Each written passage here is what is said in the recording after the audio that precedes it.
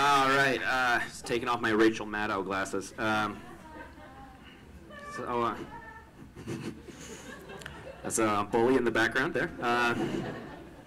So back when I was in elementary school, I was a big old loser. I always got picked on by the older kids because I was the smallest one in my class. The only one that was actually smaller than me was my best friend, Donnie. Now, Donnie and I, we met when I was 7 years old in grade 2 during silent reading underneath a table, and we met and we started giggling, ruining both the silent and the reading part of that activity. And after that, we were inseparable. We'd always be together at every recess, after school, all the time, and we'd use our wild imaginations to create worlds for ourselves, worlds where we weren't the ones who were being made fun of for being different. We'd create worlds where we were the stars. And Donnie was an only child and smaller than me, and even though he was 2 months older than me technically, I always thought of him as my little brother, and I needed to protect him. That felt like my job. So if anyone would ever make fun of Donnie, I would be the one that stood up and tried to say something, even if I couldn't do anything about it. Because the bullies were relentless to us. I think especially to me, because I had such a big mouth. I always like to talk back to them, but there were some days they would come up to me in the morning and they'd tell me that they're going to be waiting for me after school so they could kick my ass. So I'd have to sit in this anxiety of an inescapable pain coming toward me all day long. And I didn't know what to do about it. I didn't want to tell on them because I thought that would somehow make it worse for me. So then in grade 7, I was 13 years old, and I overheard the schoolyard bullies talking in recess, and they were saying that they were going to be waiting after school, and they were going to kick the shit out of my best friend Donnie. And as soon as I heard this, my blood ran cold. I knew I had to do something. I knew I had to protect him. That was my job, but I knew that he wouldn't want me to protect him, so I had to start scheming. So I was thinking all day, and then finally, at the end of the day came up. I went up to the unassuming Donnie and I told him that me and him should play hide and seek. That me and him could hide and someone was going to find us. And he should take the best hiding place in school, right behind the 2 bookshelves in our classroom where no one would ever find him. So he went into hiding and I went outside to face the bullies. And I didn't know what I was doing. I was like, oh, this is stupid. But I went up to them and I told them, Donnie went home. He's not here. Your plan has failed. And that's my big mouth. It probably would have been fine if I didn't say that they failed, but that made them mad. And then they came up with a compromise to kick the shit out of me instead. And they did. They pushed me around, they punched me, and they kicked me, and they laughed, and then they left. And I got up, and I wiped the blood off of my face. I went inside to the bookshelves where Donnie was still hiding, and I told him that everyone went home. You hid too well. You won the game. And then we both left, and I've never told him the truth about that. Somehow, Donnie and I survived elementary school. We graduated, and then we went to an arts high school, which was such a relief because we weren't the losers anymore. We became the cool drama kids, which meant we were still losers, but we were surrounded by other ones, too. They were the yin to our also yin. And Donnie and I were best friends all through high school, and when I was 17 years old, Donnie suggested that we should audition for our community theater playhouse. We should go and audition for Oklahoma. And I was on the fence. I was like, that's a musical. I don't know if that's really my thing. I've never done that before, but he insisted we did it, so we went, we auditioned, and we both got in. And I think this is when Donnie and I really came to life. We loved that production so much, and we loved just being there so much that often we would break into the theater just to be there. We would get up on the stage and we'd use our wild imaginations again to come up with and perform plays off the top of our head. And then we would sing show tunes that we loved. Like, this was our rebellious phase. Did we break into things? Yeah. Did we sing show tunes? Yeah, we did that too. But we sang our favorite ones, The Music of the Night, On the Street Where You Lived, and to anyone watching us, it would have just seemed like 2 kids singing to an empty room, but to us it was so much more than that. we would sing these songs, and we would hear and see and feel an orchestra playing alongside us, and we would close our eyes and feel the warmth of the stage lights upon our skin, and then we would sing out the last note of the song together, and then silence. And the song would be over, and we'd listen to the roaring applause that was never there. And we basked in the glow of the standing ovation of the empty seats, and we felt so alive. It felt like there was a fire in my chest and electricity coursing through all my limbs. It felt like falling in love, and I remember being aware of every single hair on my head. And then we would look over at each other, and we'd smile, because we did that together. We created magic together. So after high school, Donnie and I went to different colleges in Canada. I stayed here in Ontario, and he went away to New Brunswick, which was good for him because he got to get away from his quite conservative parents, who he found were rather overbearing, and he started to party for the first time in his life, and he started to let loose. He finally met other gay people for the first time in his life, and he found a community that understood him and accepted him, which he never got in little Belleville, Ontario, where we grew up. And he felt happy and at home, which was great, because I also felt happy and at home, because thanks to Donnie, for pushing me out of my comfort zone, I was now studying musical theater. And in my first year, I met a girl that I got into my first serious, committed relationship with. And during college, Donnie and I didn't talk that much. We would call each other, but when we did talk, we would talk for hours. We'd talk on the phone, or he'd come and visit me. But for the most part, life was starting to get in the way a little bit. So after college was done, I moved here to Toronto with my college girlfriend, and I was thinking I wanted to start pursuing stand-up comedy. That was always a dream of mine. But it didn't really work out for me, because my girlfriend left me for another guy that she was working with at the time. And I was devastated, and I didn't have enough money to live on my own. I didn't know anyone to move in with, so I was forced to move back to Belleville, Ontario with my parents. And it wasn't just that I was in Belleville, Ontario, it was that I was sad in Belleville, which is actually how you know you're in Belleville. If you're ever in Belleville and you forget where you are, just look inward for some deep sadness, and you'll remember. Like, oh, there's pain, despair. No, I'm in Belleville. That sucks. No, but it was the first time I'd ever been in Belleville where I didn't know anyone. All my friends I grew up with had gone off to do their own thing, and I realized that this was the most alone I had ever felt in my entire life. So I started journaling just to feel like I had someone I could talk to. And it got so bad that at one point I started writing "Dear Friend" at the top of every entry, like a lonely man who hadn't yet figured out the perks of being a wallflower. So then one day I learned that Donnie had actually moved back to Belleville as well. It turns out he got let go from a job he was working at in Prince Edward Island, and the looming sadness of Belleville pulled him back in, as it so famously does. And not only did I have a friend, but I had my best friend back in my life. I was so happy for his misfortune. And he quickly got himself a job at a local winery, which was perfect for us because we really wanted to drink wine at a discount. And we did. We started drinking together a lot. We got drunk every night and most days too. I would just get so wasted and talk to him about my feelings. I'd be like, I don't know why she left me. I am a catch. And then I'd promptly puke, proving my point. And I would talk to him about my feelings for hours at a time. I'd talk about how I didn't think I was ever going to find love again, or how I didn't think I was good enough. And then I'd ask him how he was feeling, and he would always go, fine. I was like, fine? And he's like, yeah, bitch, fine.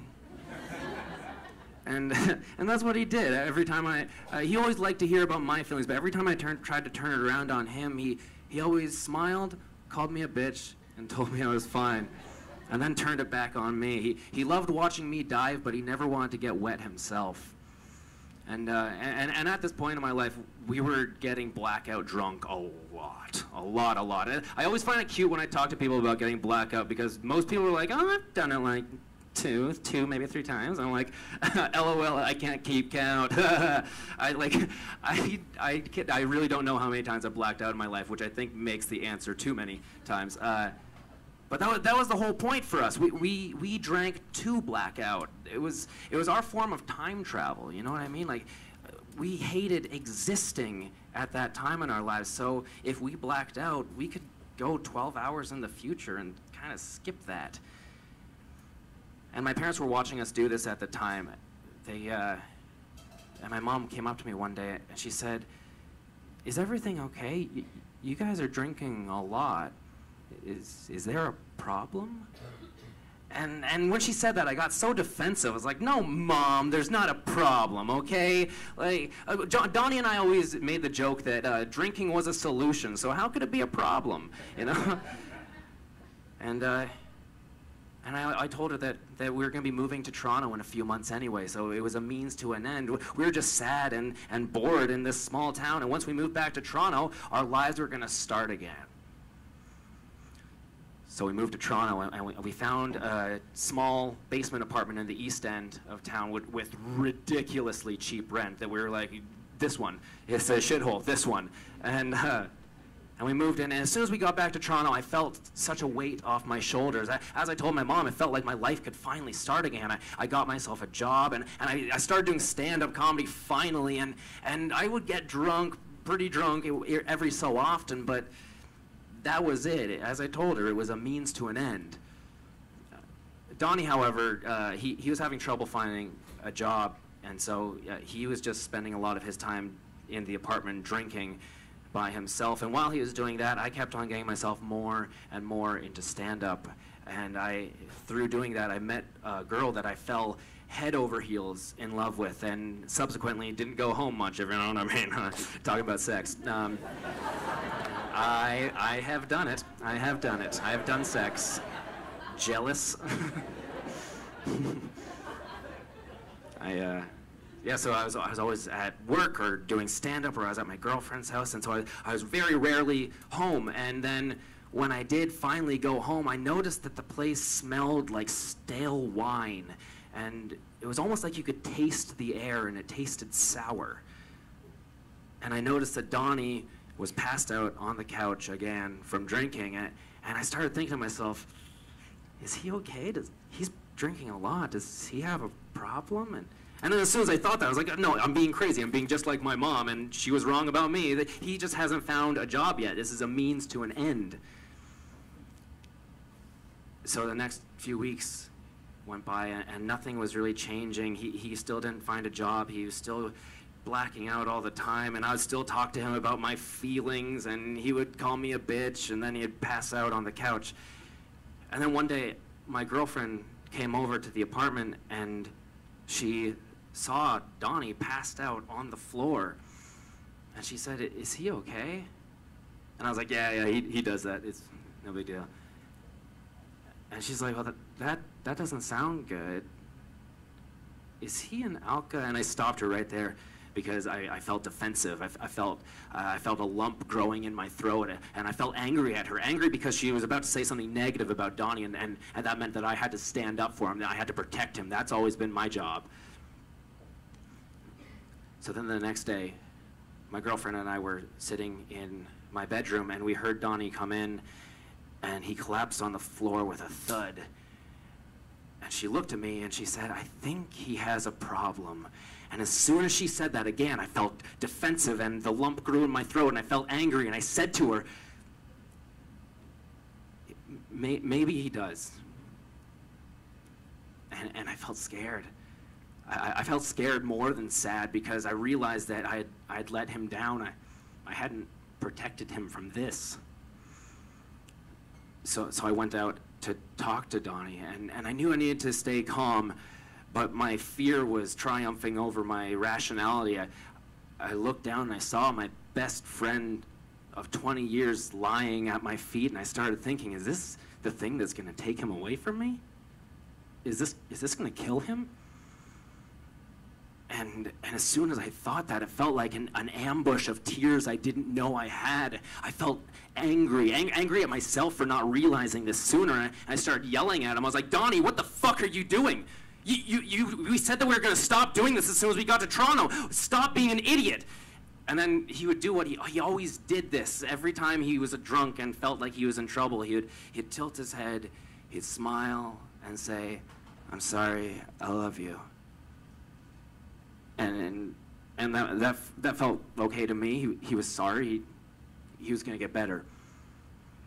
But then the next night, he came home, drunk again, collapsed on the floor again. I got mad again, and then I yelled at him again. I said, Donnie, what the fuck? We talked about this last night. Did that not mean anything to you? And he smiled, he tilted his head, and he said, I'm sorry, I love you. I'm sorry, I love you. And this kept on happening night after night after night for weeks, and every time it happened, I got sadder and sadder and angrier and angrier. I didn't know what to do. I was watching him waste away in front of me, and just like how I didn't tell on the bullies out of fear that it would make it worse for me, I didn't tell his parents out of fear that it would make it worse for him. I wanted to protect him so badly, but I was watching myself fail in real time.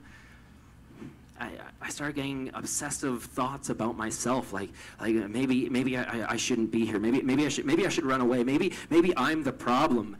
After all, it was with me that he started drinking back in Belleville. I did this to him.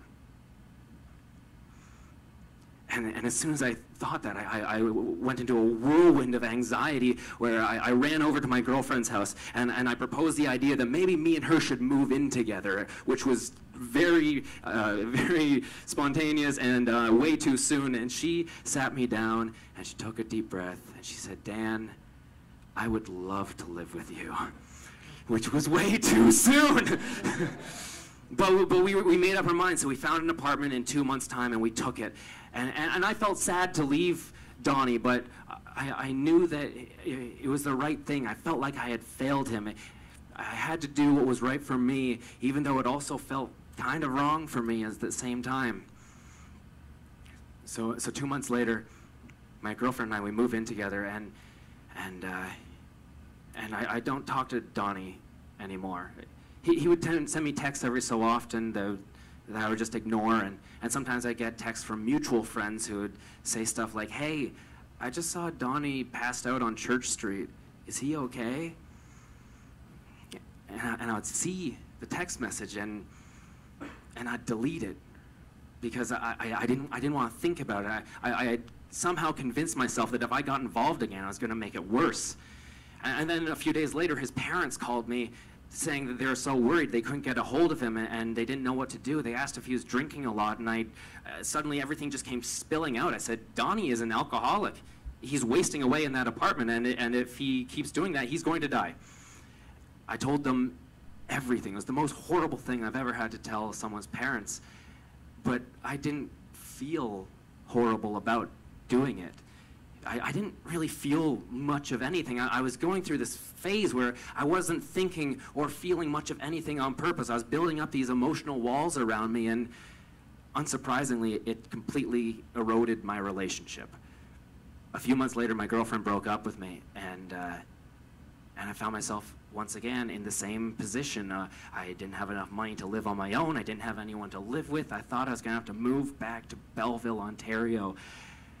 And it felt like my life was one of those terrible books where it ends at the beginning, when all I wanted was for it to be one of those really terrible books where the ending is, it was all just a dream, and I can move on. But then in the height of my fear, I got a text message from Donnie that said, how are you doing? I was like, how am I doing? I told him about the breakup, and I told him about how I'm probably going to have to move back to Belleville and how scared I am and how everything's going to shit. And then he said, you always have a room here.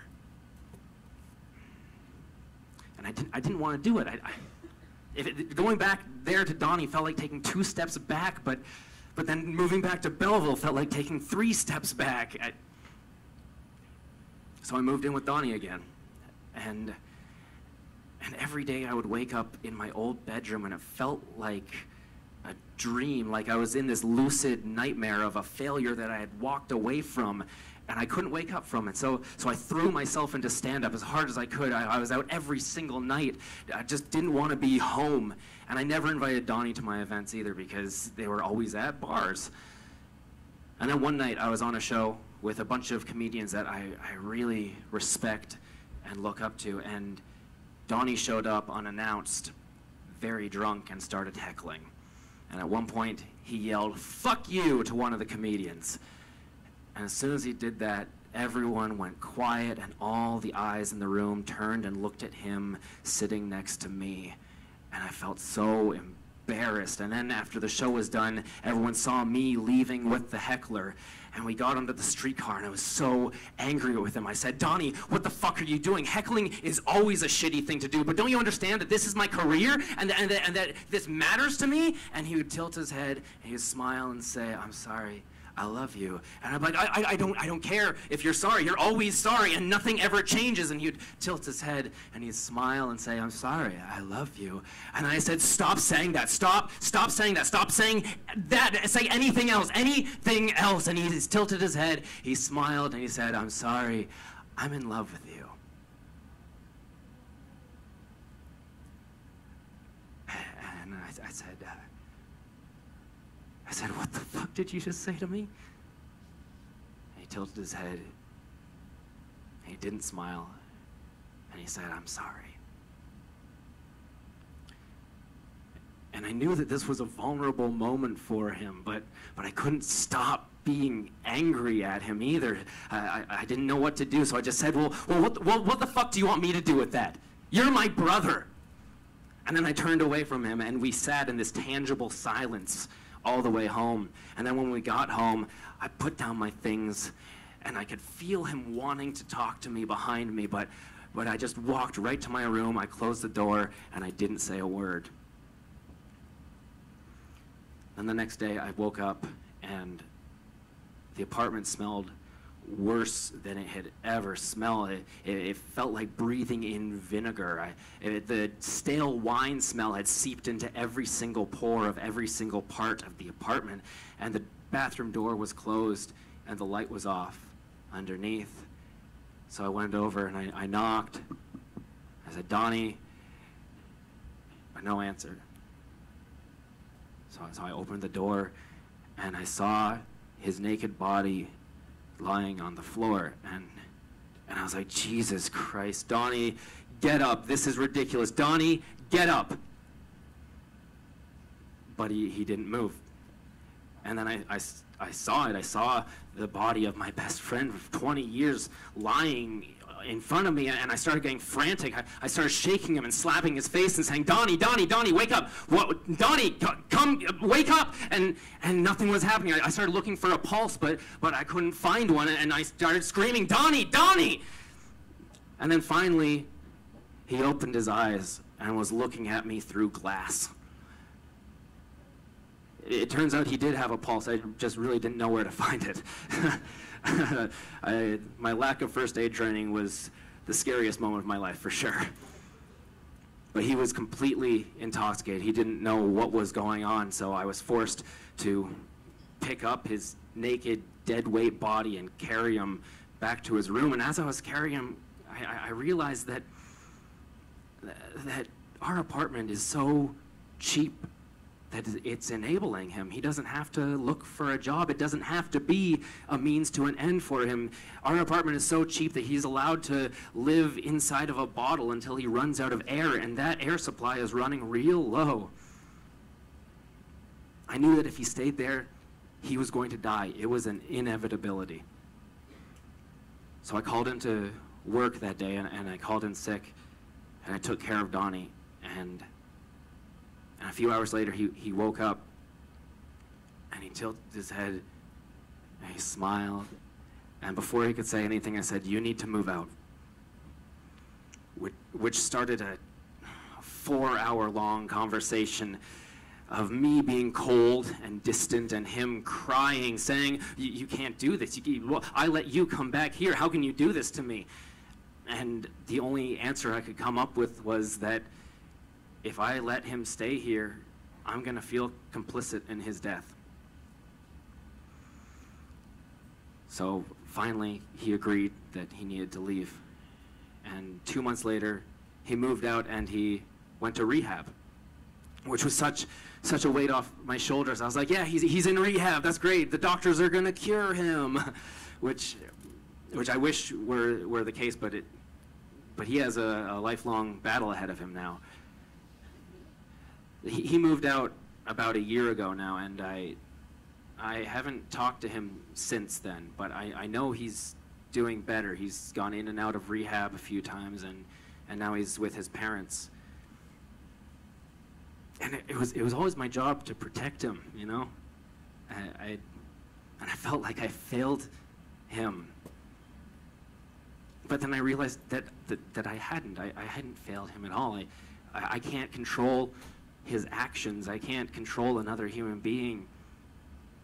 I realized that I was protecting him by making him leave.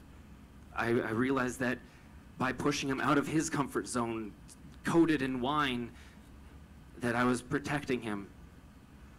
It was hard to realize that one of the hardest things I've ever had to do in my life was not be there for someone and not protect them, which in turn was the most I've ever protected someone ever. Thank you.